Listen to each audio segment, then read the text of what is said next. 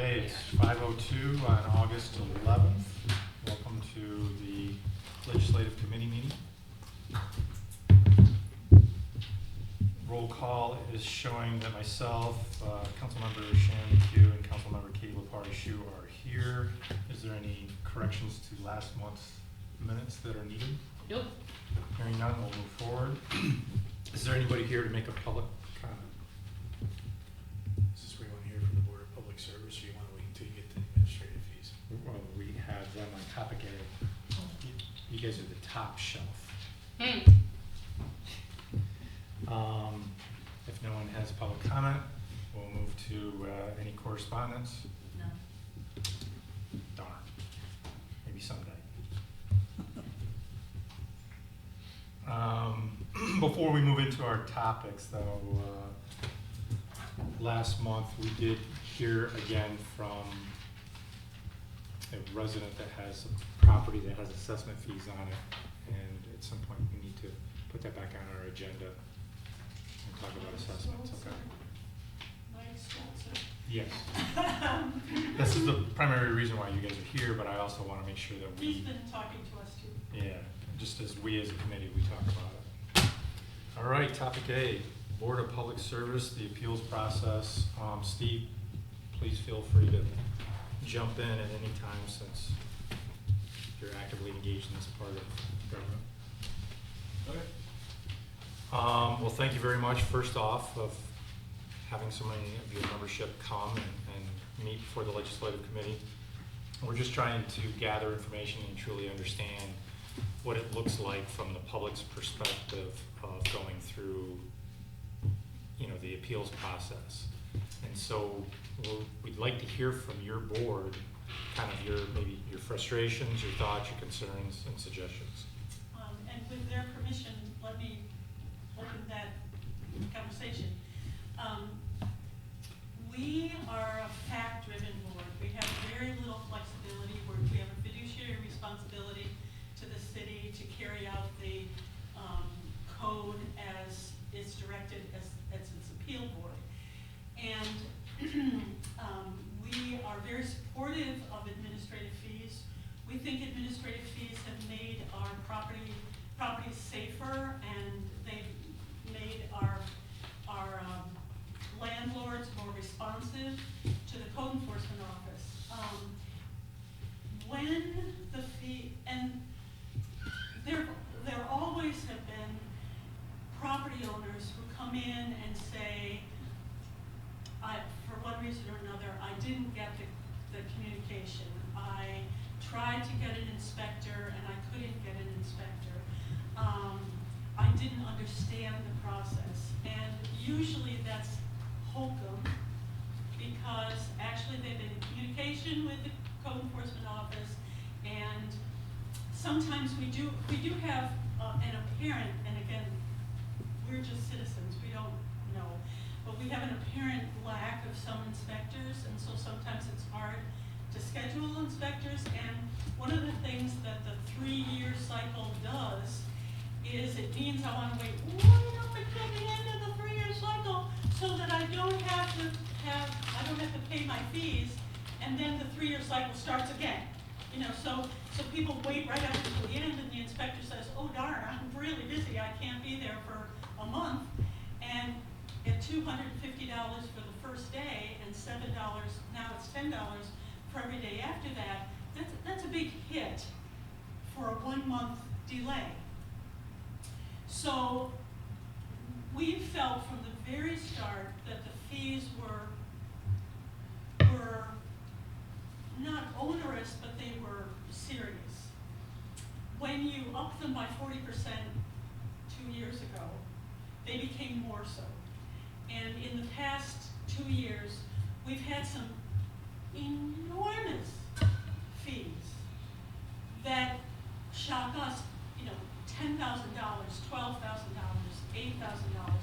And in our community, even for the richest of landlords, that's a lot of money. It was their fault for the most part. They failed to get their stuff in when they should.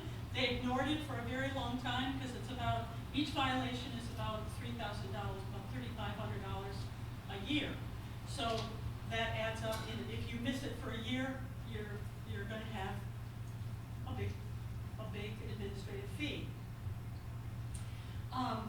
Starting about 6 years ago, in my annual report, I started asking if there was a way of the code enforcement to send a notice to the property owner saying fees have begun accruing.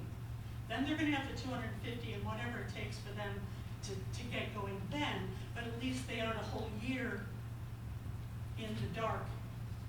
And this isn't everybody. We have a lot of people who are just scofflaws, you know, and we don't, that's not our issue, right? Right. We are tough on people who are really non-compliant.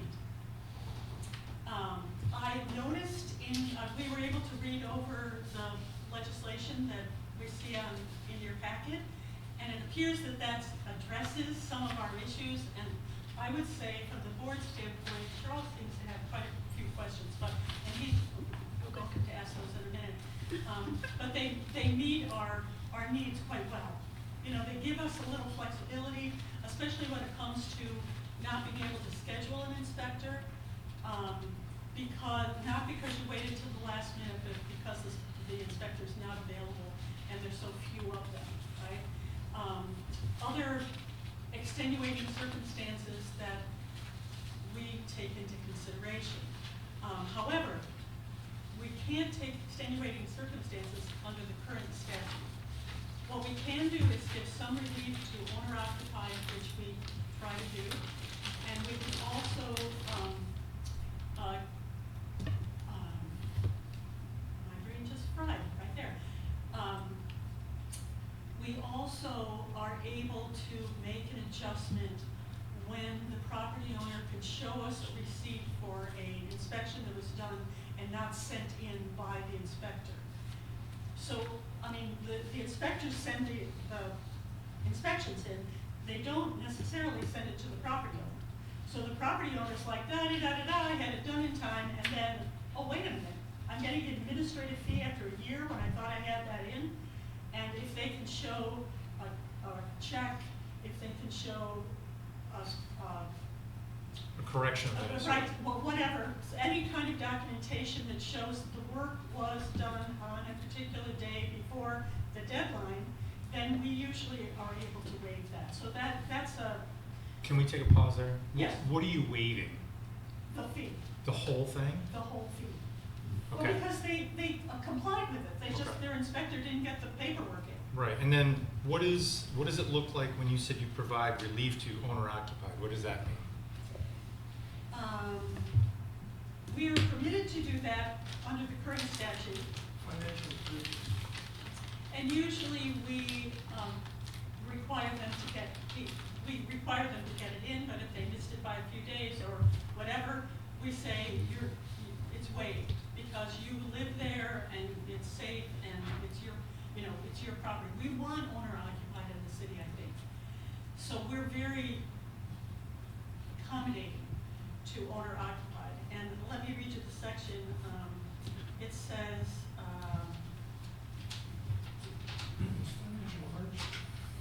right. So I guess my question though, Marge, is that you're waiving the entire amount? When you say you provide relief, Usually, it's well, I 100%? mean, unless the property owner was completely negligent. Right. I mean, usually from communication with them, from recommendations from the code enforcement office, we can determine whether it was a scofflaw or whether it was I'm trying, I live there, this is what we did, you know, if they can show documentation. Right. But you're right, yes. we I'm often also waive trying to the whole understand fee. whether you provide 100% or that you have some Yeah. gradient system. That's all. No, we can't, the problem we have is that we can't, it's either all or nothing. Okay. It's either the whole fee or nothing. Okay. And I do see at the bottom of your recommendations, which is great, it says the Board of Public Service shall not reduce or waive any administrative fee to an amount less than the greater of one minimum fee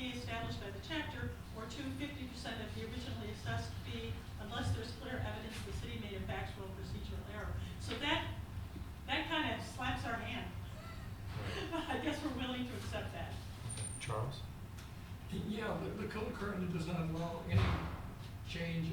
The only time the fee gets adjusted is if there's some timing error and the notification or the violation was not timed correctly and the fee that was put into the books was started at the wrong date. Mhm. Other than that, it's either all or nothing, period. Okay. The other one is that there is a provision for financial exigency, which usually, in some cases, can apply to homeowners. Okay. And we then asked for proof Right here. that they have a problem financially, and that we can take it in. Other than that, we, as Marge pointed out, it's either yes or no, there's no leeway, which may be a good thing. Mhm. Because I read here, it looks like to us that section G is what's, is being changed, is that correct?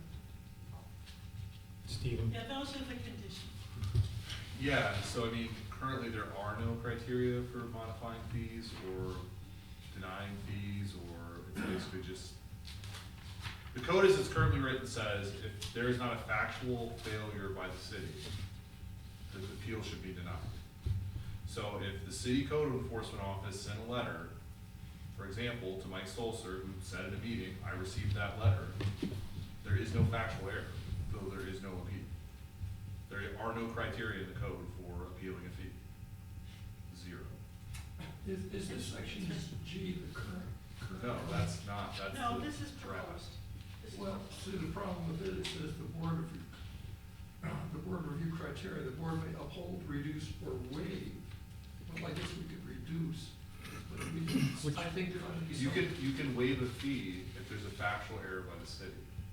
Well, the new version is we could waive the fee for other reasons. That's Right. right, that's right.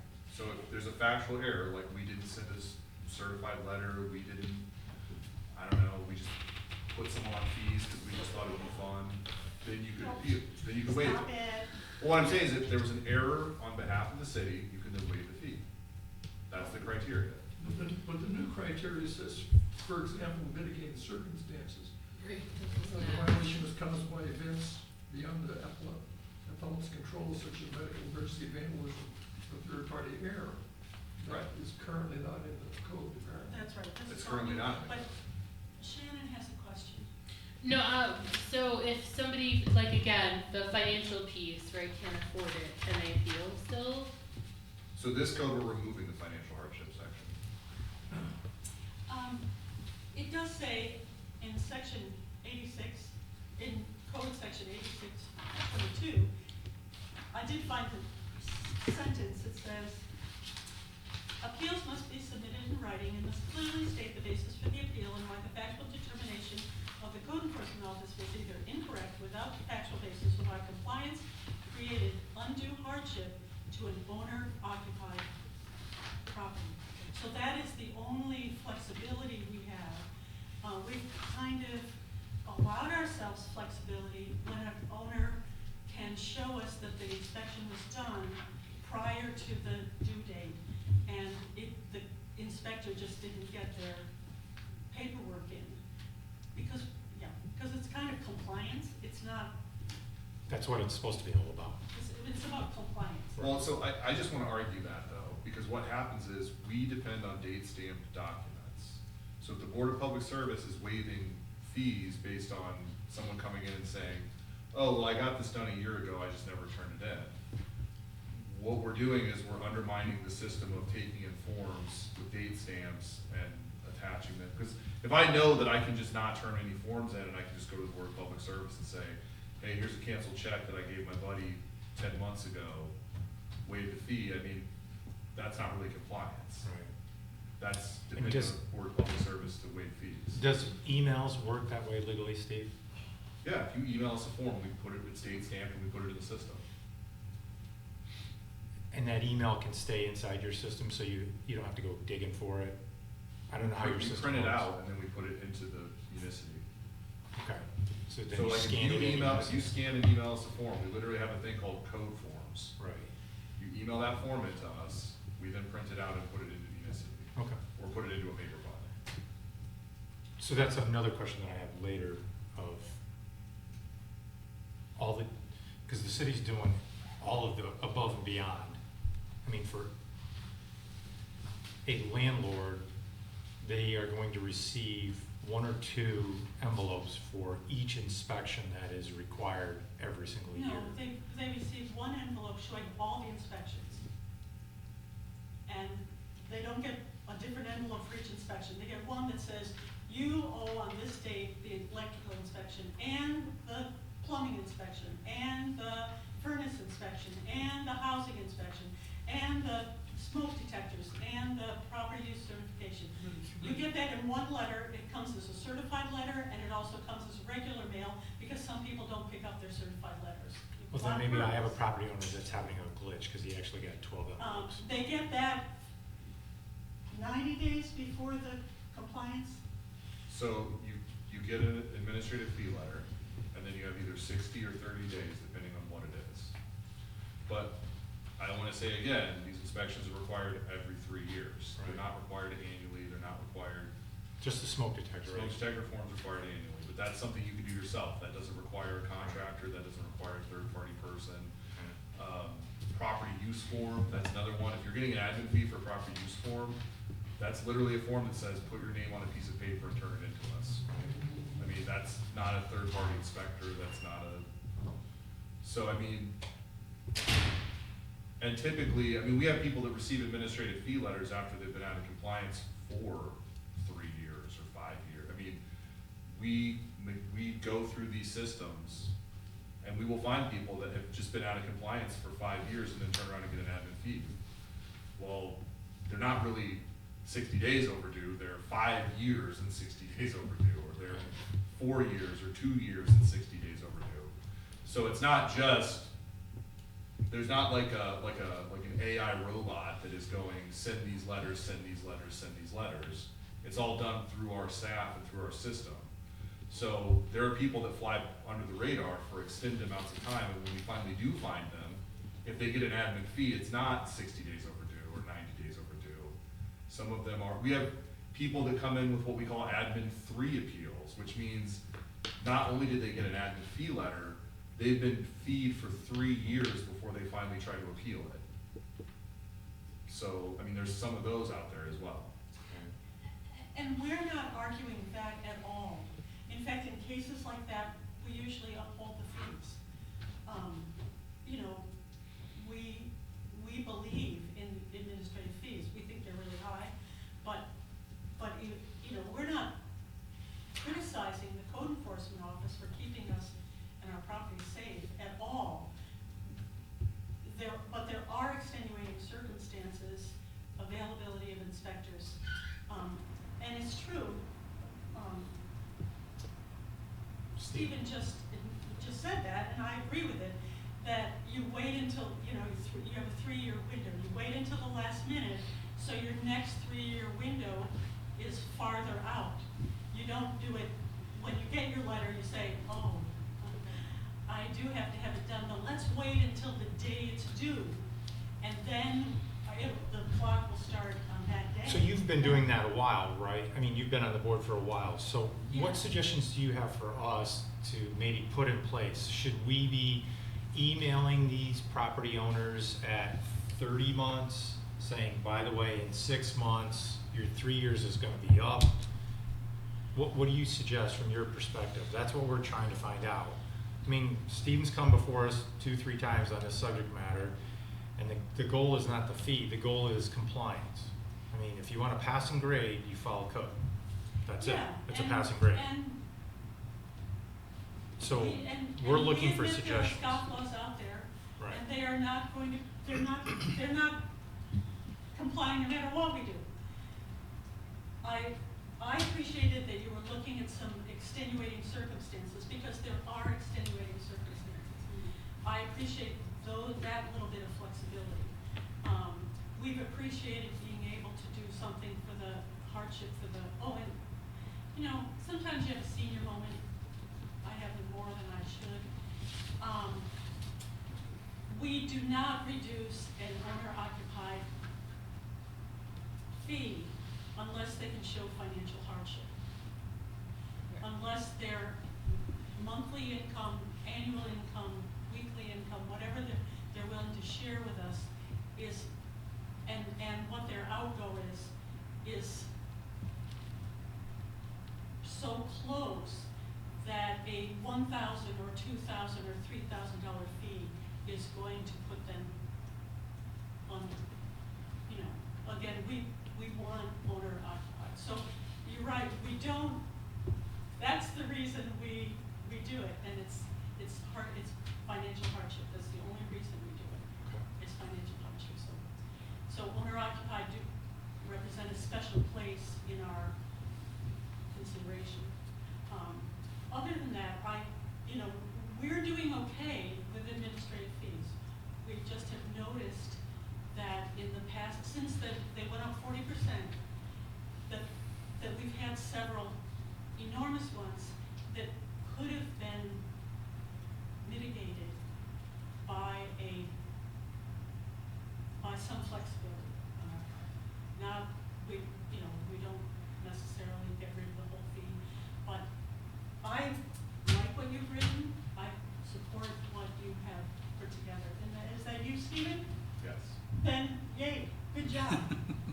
I feel good about the. Charles? Well, he's got a lot of notes because he doesn't like the word violation. No, I'll let Charles speak for himself. Okay, Charles. The problem is that you allow the board to make judgments based on things like, examples include lease language, signage, tenant notices, and other verifiable efforts. And we're supposed to then know what that means. I don't want, it's nice if we have some flexibility, which means the board has to judge on these things. But this part of the code, Where were you referencing to? that's G3. The G4 says violations was caused, the mitigating circumstance, the violations caused by events beyond the applicant's control, such as medical emergencies, vandalism, or third-party error. Okay, but that's for example. So now we get all kinds of appellants, and some of these people they're kind of doing the best they can to get by ahead of what they should owe. So now we have, well, I couldn't get there because my wife is in the hospital at home, or something like that. So I have to judge that. We have to get evidence. If we're going to be some kind of a court based on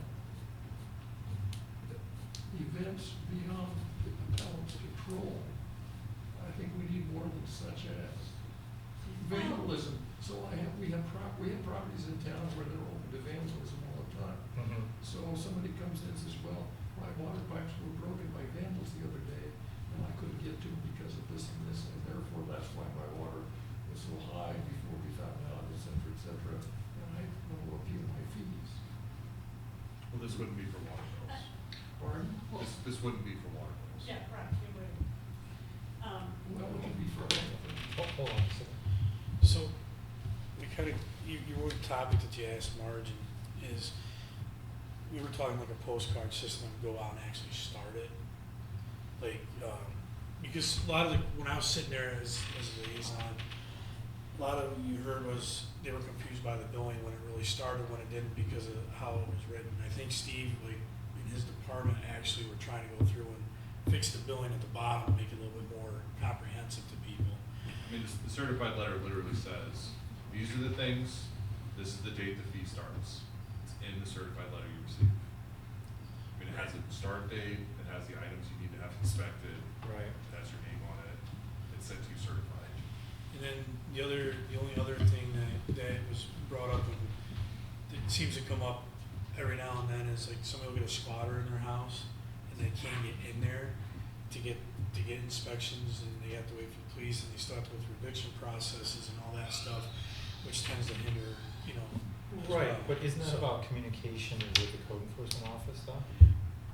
Well, Right, I mean, one- if you heard that, Steve, your office wouldn't start giving administrative fees because you understand that the landowner can't get inside the property. Right. So, and even if they were to get those fees, I mean, typically if someone's told us that, we aren't taking someone to court court over code violations, we're not giving them admin fees if they physically can't access their house. I mean, that's already but what this appeals language adds is, I would argue that would fall under vandalism, third-party control, whatever. That's falling into those criteria, so that the Board of Public Service can look at it and say, yeah, if you had someone break into your house, lock it up, and you couldn't access it, then obviously we can waive that fee. Right. Yeah, But I'm just asking you, I mean, that no, your that's- office wouldn't that's not even allow it to typically- get to the appeals portion of it, because And- it's just and common sense. I'm interpreting. If we're aware of it, I mean, we have people that get administrative fees for things that, you know, at the end of the year, they pop up and go, oh, well, I had a squatter and I couldn't do this, and we will make them go to the board, because how am I supposed to know that? Like, I don't know the situation of every rental property in Oneonta. right, So if you don't tell me, then, and I don't know, then I can't be responsible for your admin. Or if the police were called, I mean, if the Right. police were called and there's a squatter and whatever. I mean, But those are like a minority. We had one case where the landlord owned a piece of property, and apparently for whatever reason, the tenants had gotten a court, some kind of a sheriff's order that they could not come on the property. So apparently somehow, whatever the landlord did must have been pretty egregious. So the landlord couldn't get on the property doing an inspection because the tenants had a court order against them, which was very unusual and strange, but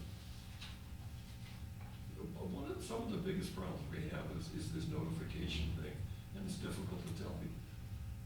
You would think that people would be smart. We've had people, oh yeah, I got the letter, but I just ignored it. Okay. That's not Not something- just once, but several times.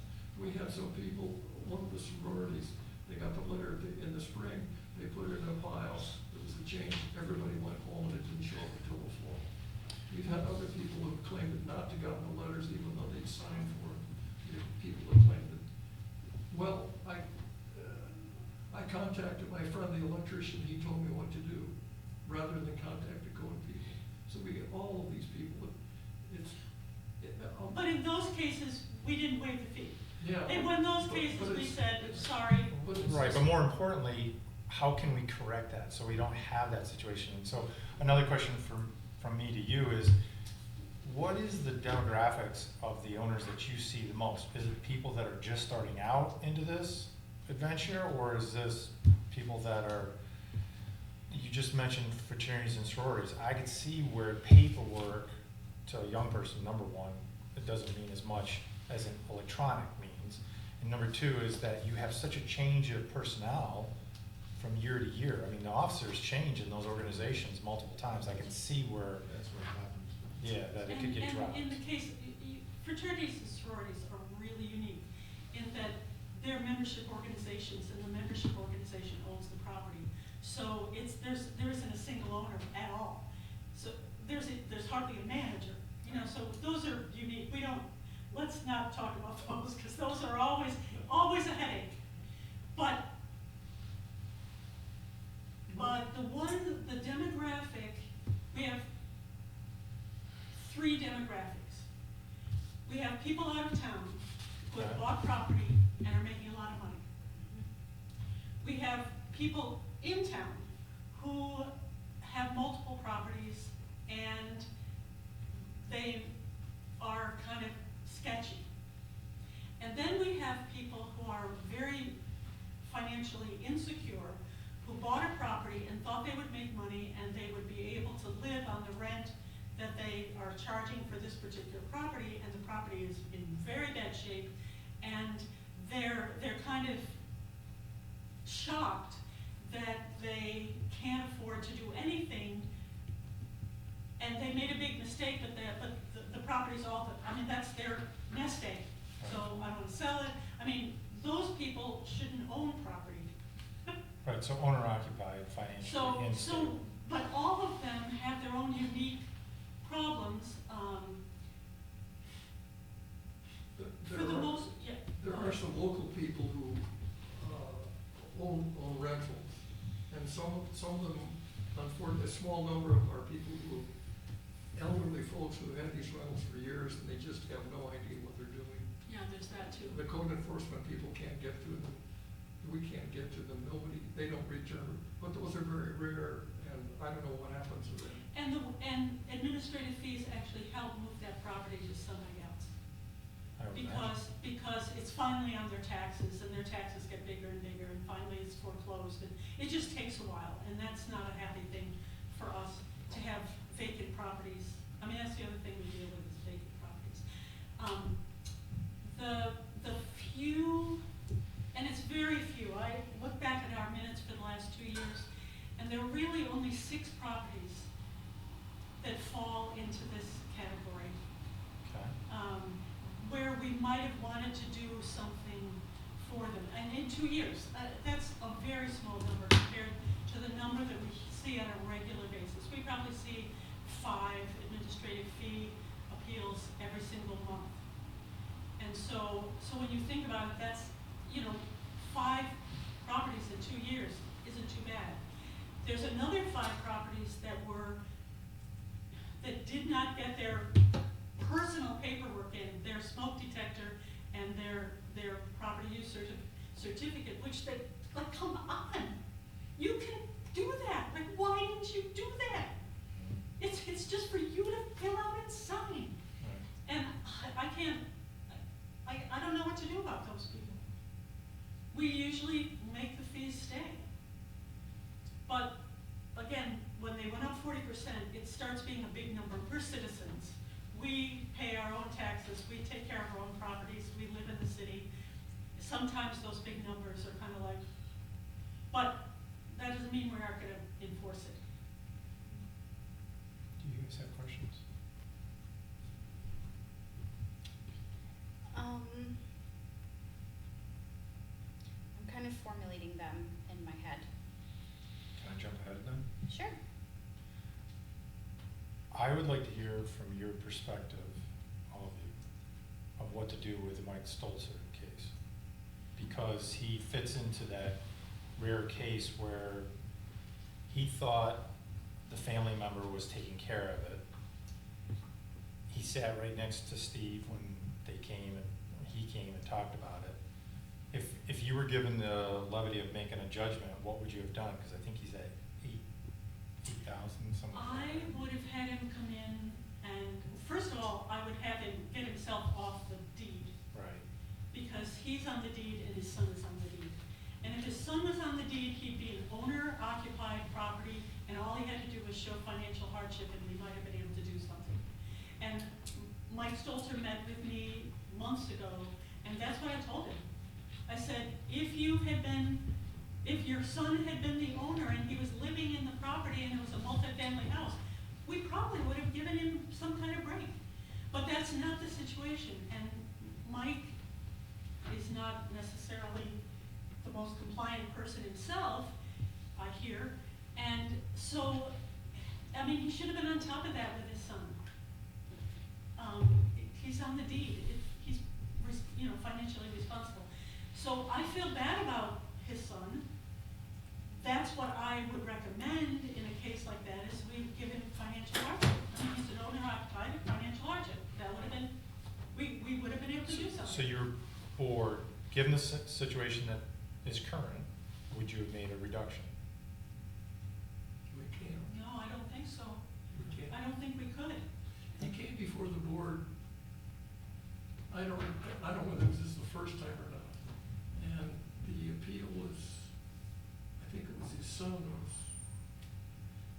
I believe a daughter or somebody spoke. No, it was a girlfriend manager. Somebody spoke for him. Then he got up and said, I don't know why I'm here. And we reminded him he was the owner of the property. And then he spoke a little bit while further, and he said, I don't understand what's going on. Well, it had all been placed out, but for whatever reason, the owner manager who was representing his case didn't say much. And he basically, I think the appeal was based on, I'm confused. Okay. I've known Mike for, not personally very well, he doesn't come to my birthday parties, but I've known him for a number of years. After the meeting, he stopped, we talked about it. He came to one or two other of our meetings and was interested in the proceedings. He seemed like he was pretty sharp as to what was going on. But his appeal was basically, you own the property. Oh, well, what's the problem? So I'm not quite sure I Okay. can say much. So I have a couple of questions about that one in particular. So so that property in particular, my understanding was that it came to the board from the code enforcement office with the recommendation to waive the fees. Is that accurate? And so they weren't able to be waived because of the way the code is written? Is that an accurate, Yeah, we have a Assessment. basis for waiving them. right? Yeah, there's no basis for waiving fees. Okay. Mike But- Soldier was told he could go to the board and file an appeal, Mhm. and that if the Board of Public Service opted to modify the fee, they've done that in the past. Okay. Also, just kind of going back to the paperwork management thing, I know that there was some question of whether, or not, there was an inspection that had been done and submitted and potentially some paperwork had And been, it proved to be incorrect. that proved to be incorrect, okay? Mike Stolzer had a slew of text messages with his son that he's like, these must have been done because I have text messages to my son telling him they need to be done, and they did not materialize. Gotcha, There was one electrical inspection that was backdated, okay, and the check was also apparently perhaps backdated or something, but okay, that was all provided in the appeal. okay. It was all reviewed by the Board of Public Service. Okay. I think one thing, and I'm not sure how this is gonna land, I think one thing that is particularly, hard to swallow for people who end up with these huge administrative fees, and it's something that was just brought up, is that often, and I'm familiar with the property that we're talking about right now, this Mike Stolzer co-owner situation, it's on West Street, right, which is like right around the corner from where I live, super familiar with all the rest of the houses on that street.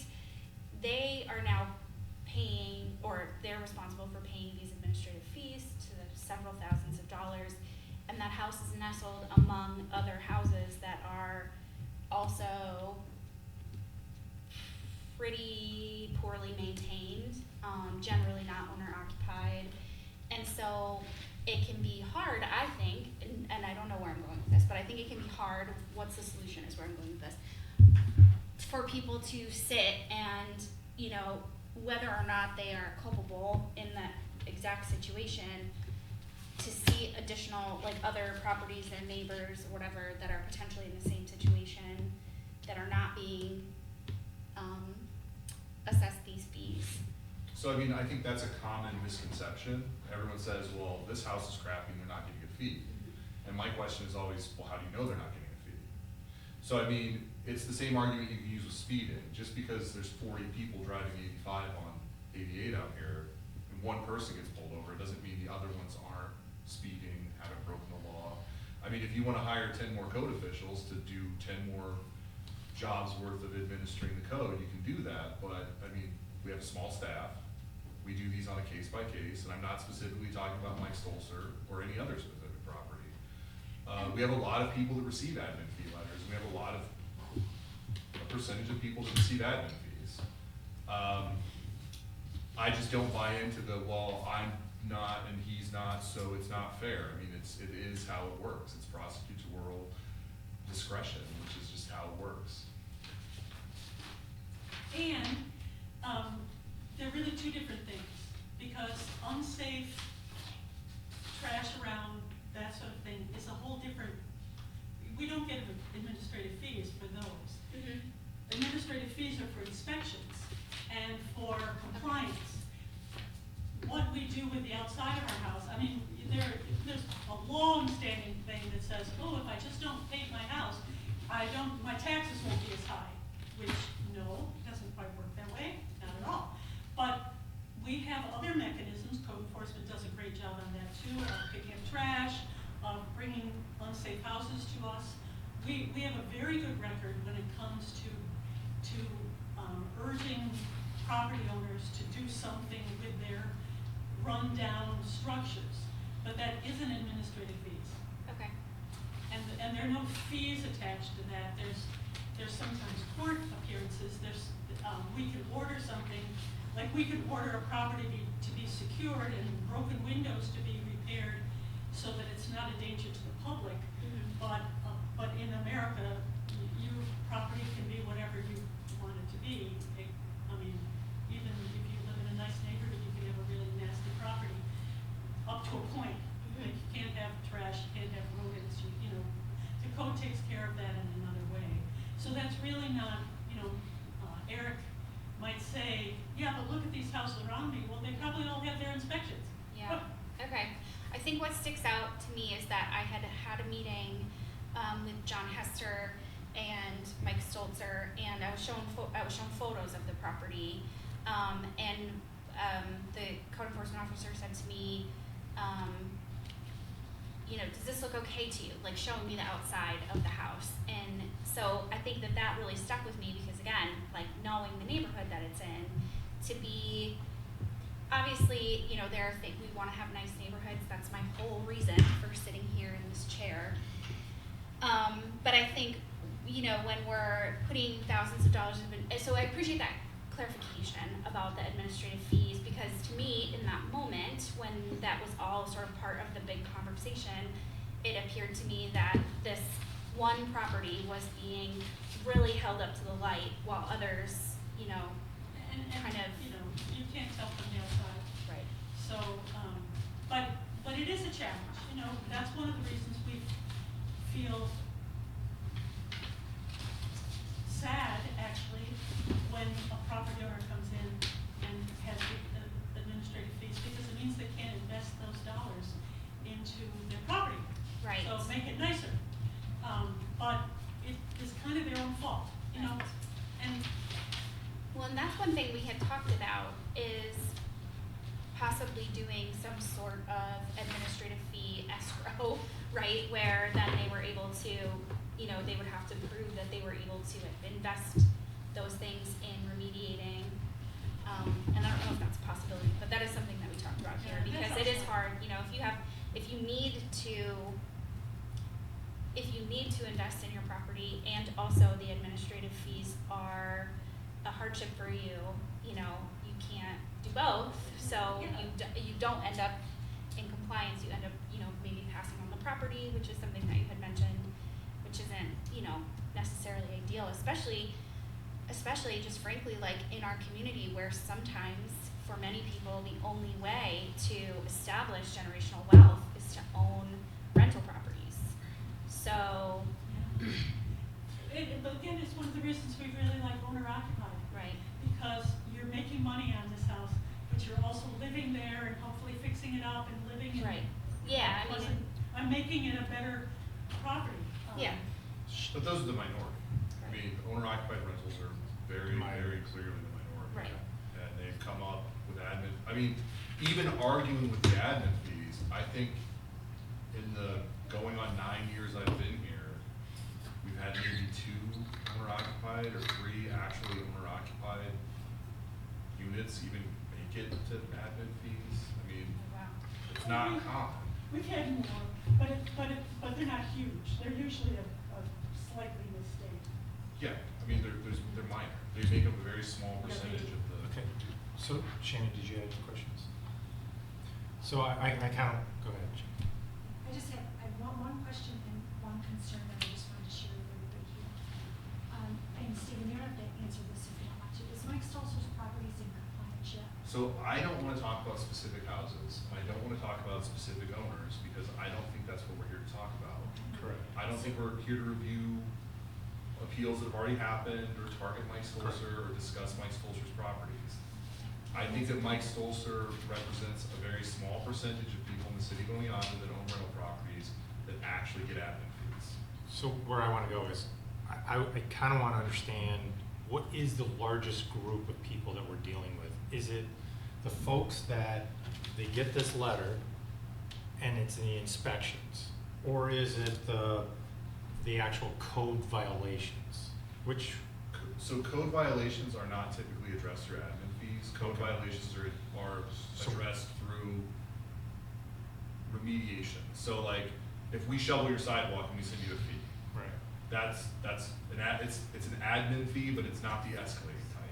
Right. If we clean garbage off your property, it's an admin fee. If we mow the lawns, it's an admin fee, but they're not escalating.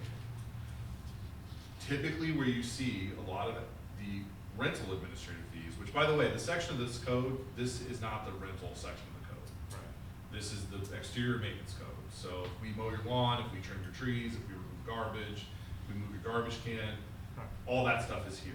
Right. This is an appeals version that I would like to model in other sections of the code, because right now, like Marge said, it's either yes or no. Either we messed up or you messed up, and there's nothing gray in between. There's never if you can't show that we messed up, that's the fee, and they have no authority to really reduce it or waive it. In this version, we're saying, yeah, okay, so maybe you did mess up, but maybe you messed up because you got hit by a car yesterday and you couldn't turn your paperwork in. Maybe you messed up because someone broke into your house and barricaded the door and we couldn't get an electrical inspection. Like, it gives some sort of Great.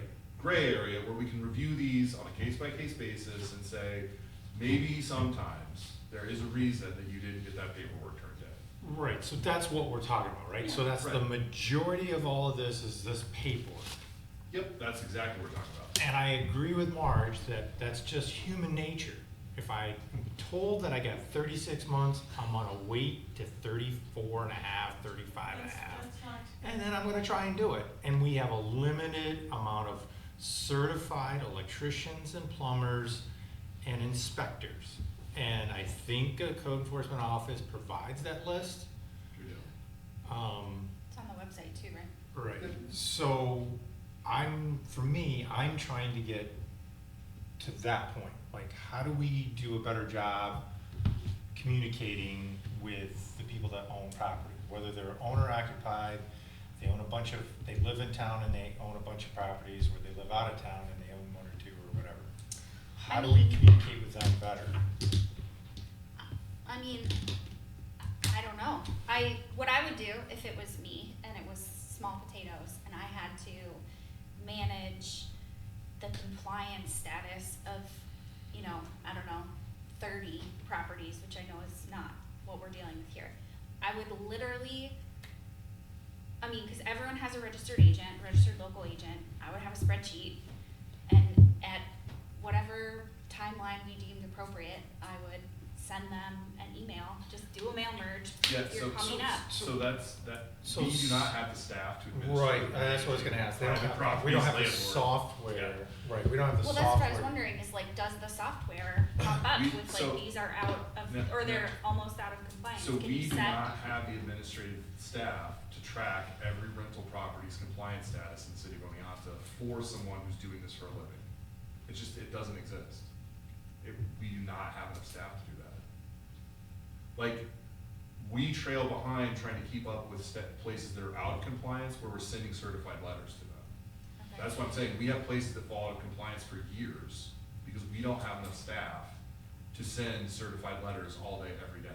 Right, so for me, I would like to get past that because I keep thinking of all the postage and Oh, the yeah. expense to the city taxpayers. Cause that's why I asked you about emails. So if an email, like how do I don't we know too many people that don't have emails. Proactively, I mean, because that system, you could be bouncing them bad boys out. I mean, we all get So- spam every day of our lives. So there must be software out there that. So 51% of the housing stock in Oneonta is rental property. right?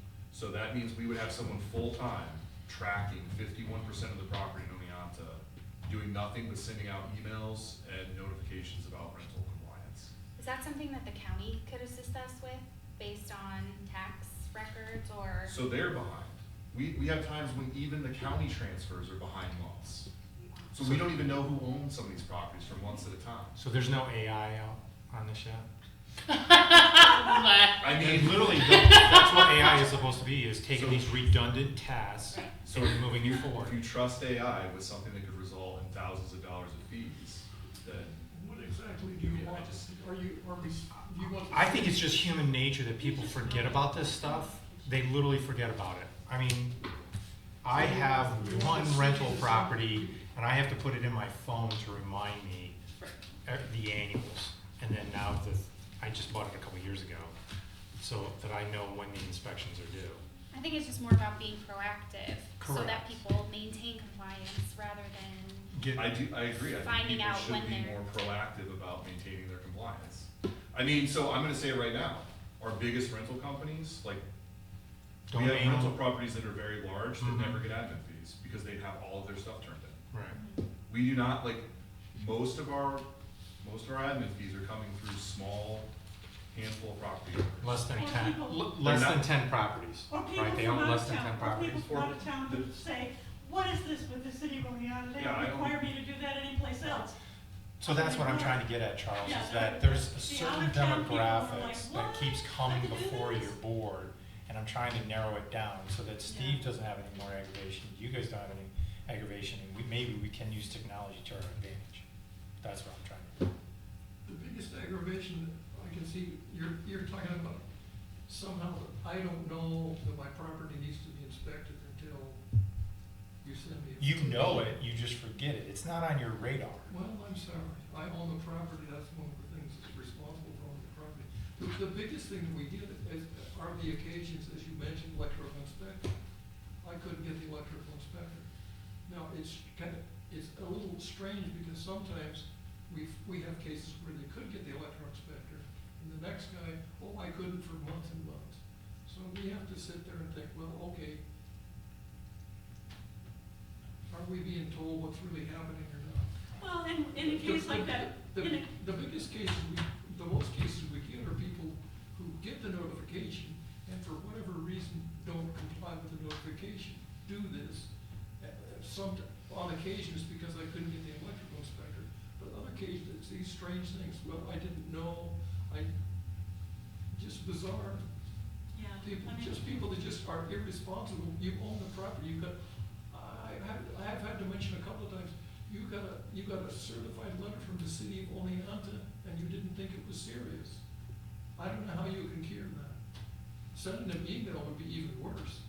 I'm thinking at least on the certified letter is a letterhead that says something, but apparently it doesn't mean much to people. So sending out an email would be, well, I got an email, forget that. But I'm not sure the this email is- also identifies when they got it, and that they actually opened it up too, that's true. Yeah. so. Well, we already have those, where people have already opened them up, but I think the recommendations that Stephen has made to the legislation is very, very helpful to us.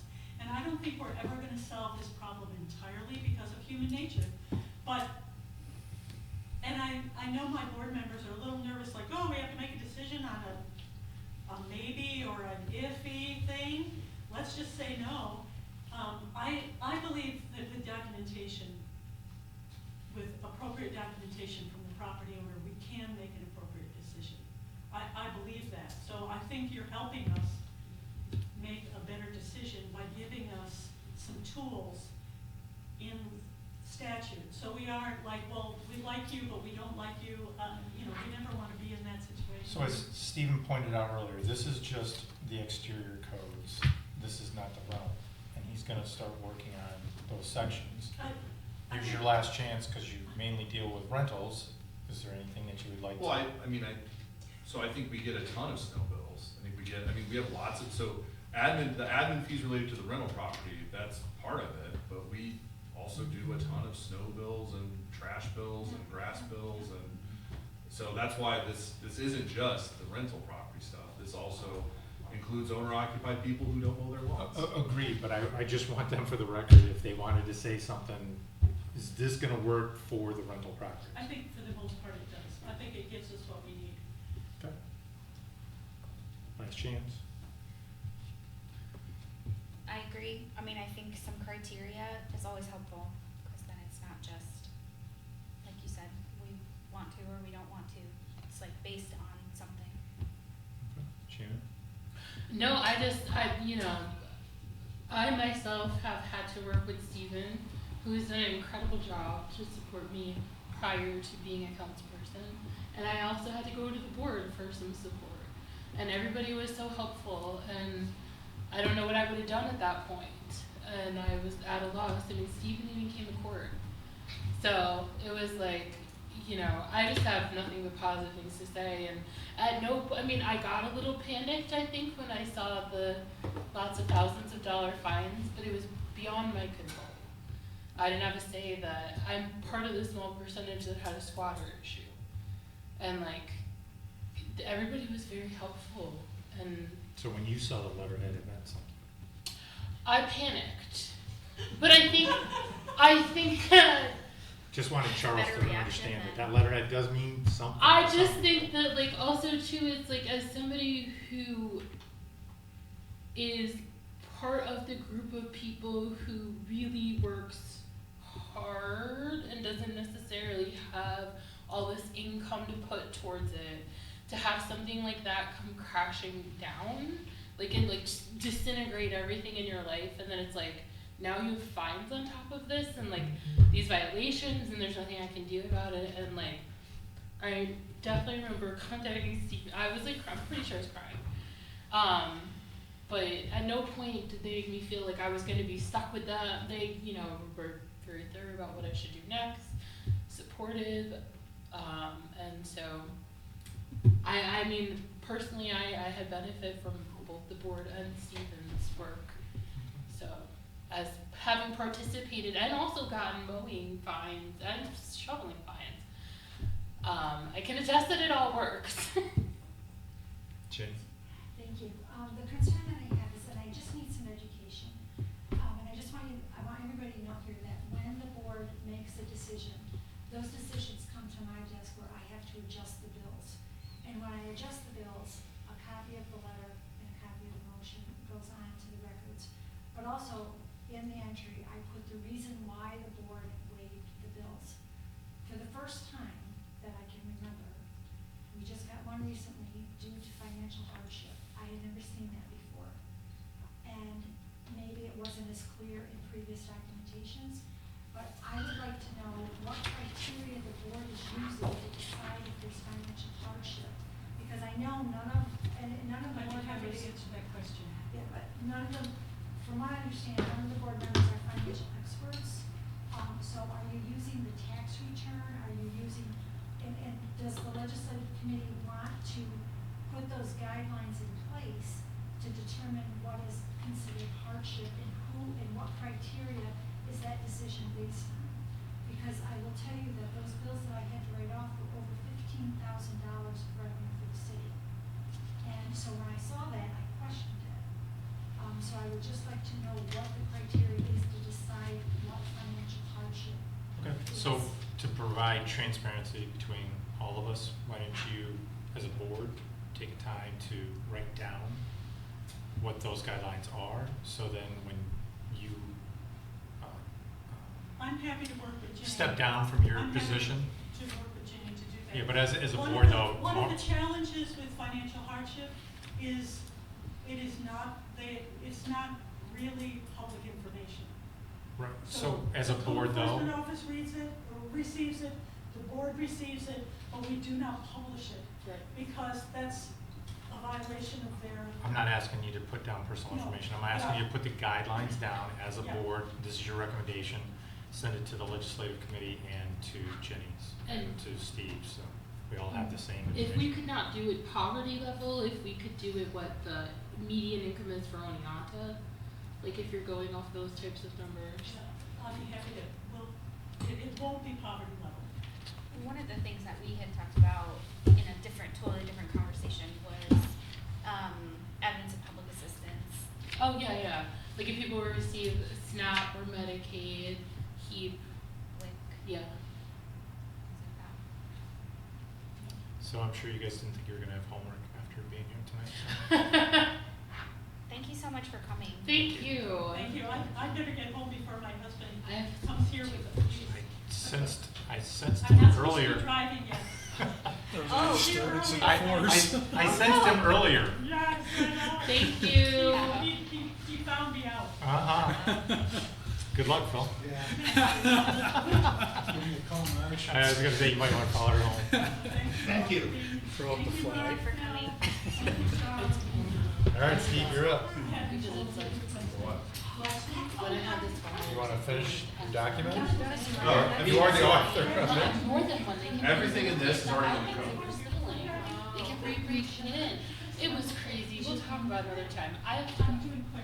You have to go? Yes, can So- stop replace me, can I talk him in? Can you give him 60 seconds? Yeah. So like the short of this is all of this is already in the code. Right.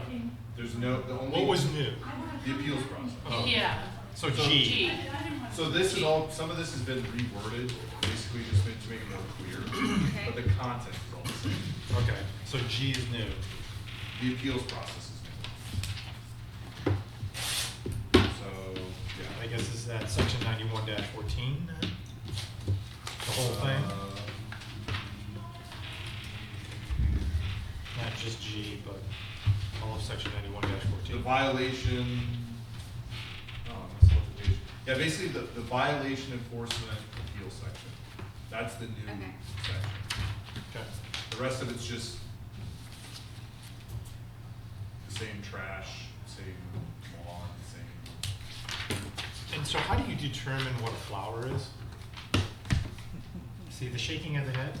Because I get these phone calls. Right. So basically the rule is if it's cultivated, we don't touch it. So if the homeowner's like, I mulched it, I put a little tomato cage around it, I blah, blah, blah, I pulled the grass around it, that's cultivated, we don't touch it. And they're allowed to do the whole lawn like that? So theoretically, you could cultivate an entire lawn. And courts have determined that in favor of the cultivator. But what we had, I don't know but where. what we have had is we had people that were like, I'm cultivating my whole lawn. I So was then just we- gonna ask that, is that So allowed? then we go out and we have to go, that's grass, that's grass, that's grass, that's not cultivated, that's not maintained. Okay. So like I made a That was my woman, question. I made a woman go around and weed whack grass around all of her, you know, milkweed plants because that's cultivating. It's a nightmare. Yeah, because I just took a complaint 3 days ago. Yes, it is a nightmare. Tracking what is cultivated and what is not. What a flower is. Cultivating, those words weren't used, but. Yeah, so the code says, the Ten- state code says cultivated, and they include like grass, weeds, and they have a whole list of stuff that they don't define. So we fall back on, is it cultivated?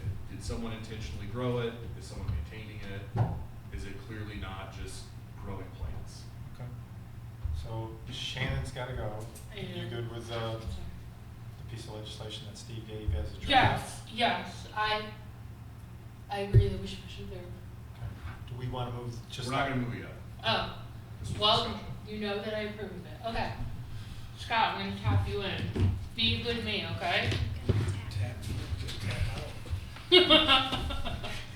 out. And so, Katie, we've got 3 hard copies also. We got multiple hard copies, then Yeah. you gave us a hard copy. Yeah, Here's your hard we can- copies. It's different, For it's all different stabilization stuff. though? Are we gonna what? Can we do it next month?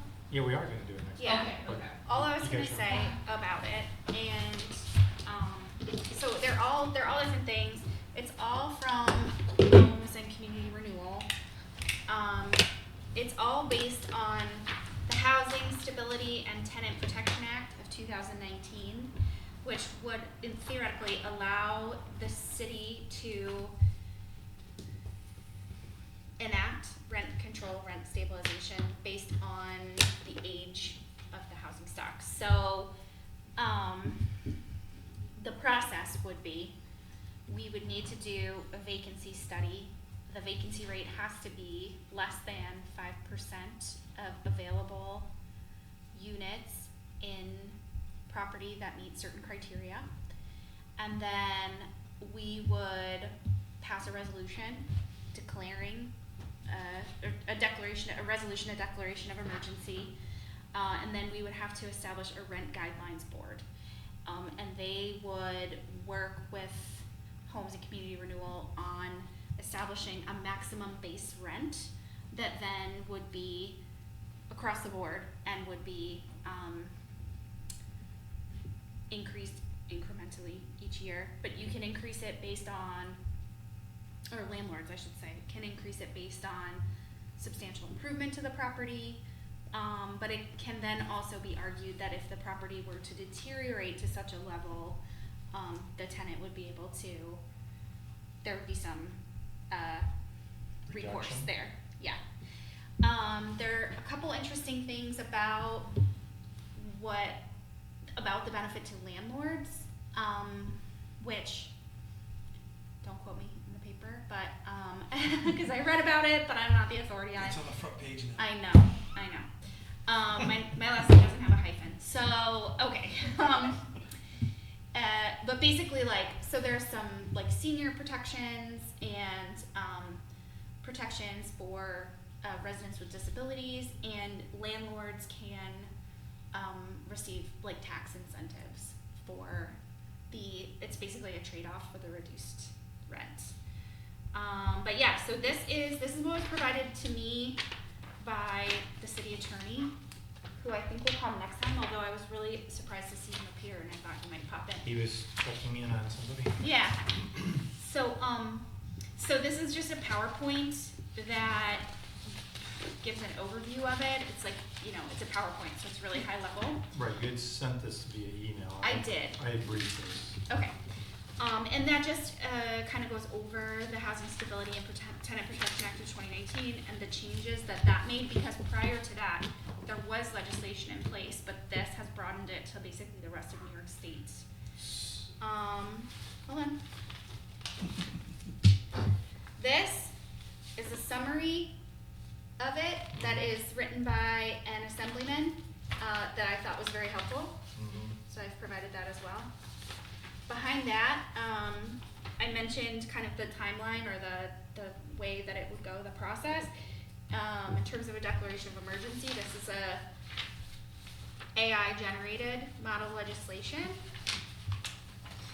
And then after that, this is a form that's used to notify tenants of their rent increases under the Rent Guidelines Board. Just a document for your information. All these fact sheets and more are available on the Office of Homes and Community Renewal website. There are like 38 of them. So I printed, well, I didn't print. I sent along and Carrie graciously printed what I think are the most applicable. So overview on rent stabilization and rent control, that's fact sheet number 1. Fact sheet 22, maximum base rent program.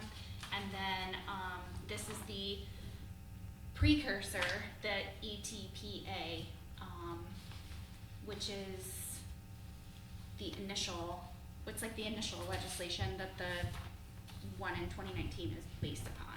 Okay. And which communities have enacted this? According to the city attorney, though I haven't verified this, Buffalo, Kingston, Albany, love the email. It's okay. Okay, Did you share that email with us? I did. A lot of them are downstate, which makes sense. There have also, so a couple of the things that I sent to you are, like one of them, I tried to print it, but it was like really wonky when I tried to print it. It's just basically like an opinion piece based on enactment of the legislation, like what potential like pros and cons are. And you should know that on the Office of Homes and Community Renewal website, they also follow, obviously there are places where landlords have challenged this legislation, so there's kind of information on that as well there. So that's my primer on this. And it cannot be enacted if we're greater than 5%. Greater than 5% available. And that includes vacant properties. Because we still So- have quite a few of those, right? Well, it's based on vacant units, Vacant housing units. units. Right, So it's not houses, it's housing units. right. Do you know how many housing units we have in the city of Oleana? Yes, not off the top of my head though. Okay. And they actually will work with us, that Homes and Community Renewal will work with us to determine the properties that would qualify for rent stabilization based on the criteria. So it wouldn't necessarily be all of them. Okay. So Is that there's it? a lot of all I have for today. One thing I would say is, I think that in terms of, doing the legwork for this, not the legislation, like I think that we should look into this, but if we were to do a vacancy study to see if we qualified for this, that might be something that we could use the housing commission for. And then also the rent guidelines board, I think might be something that could be kind of put under that umbrella as well if we were to enact such legislation. Under the housing commission. Yeah, those would be my suggestions. Obviously, that's not binding, that was just my idea. Okay. Yep. Anything? You good? Yeah, I'm good. Best meeting I've been in, I have to talk. Emily, you good? I might have a few clarifications. I'm not sure. It's Not for me. K-A-Y. Oh. We're adjourned.